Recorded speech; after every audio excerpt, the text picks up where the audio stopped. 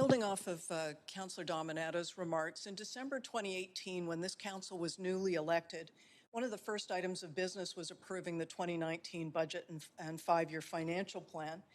And we received a budget presentation document the size of a phone book full of narrative and infographics.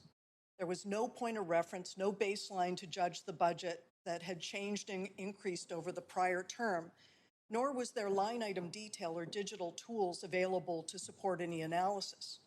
I asked for more background on the budget structure and budgeting process at the time and ultimately put forward a motion to conduct a baseline review with the intent of tracking back over the prior decade to understand where the major changes had occurred.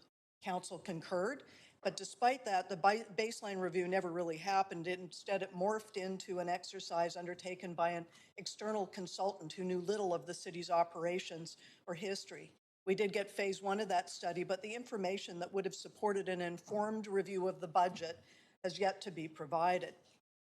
So it's only through 3 years of frustrating experience that I've come to understand how vision changed the city's business and financial model, how long-funded programs were starved of the resources necessary to ensure value for citizens so that a raft of projects outside the responsibility of the city could be funded. And how, after a decade plus of that approach, the result has been an increase in the cost of living and working in Vancouver. So here we are again, dealing with our third budget, $1.75 billion operating and $285 in capital.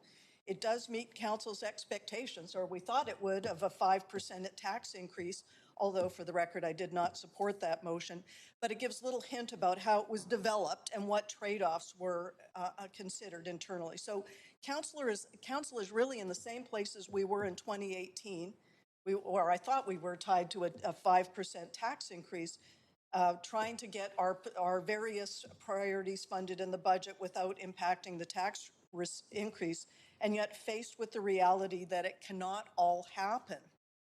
So here we are in December of 2021. We're in the second year of the pandemic. Taxes have risen every year at a rate double inflation. Last year's 5% property tax would have been a 12% increase, except for we took $57 million out of reserves. And now we stand poised to do this all over again this year, with little prospect that the pattern will change in the future. So all of this said, I will support Councillor Dominato's amendments, but I remain extremely concerned about what we are saying to the public, even with the 5% that we thought we were going to be limited to, that it's going to go beyond that. And again, anybody that's trying to figure out how to live and work in this city with this pattern continuing, I think we've got some very serious problems ahead of us. Thank you. Thank you.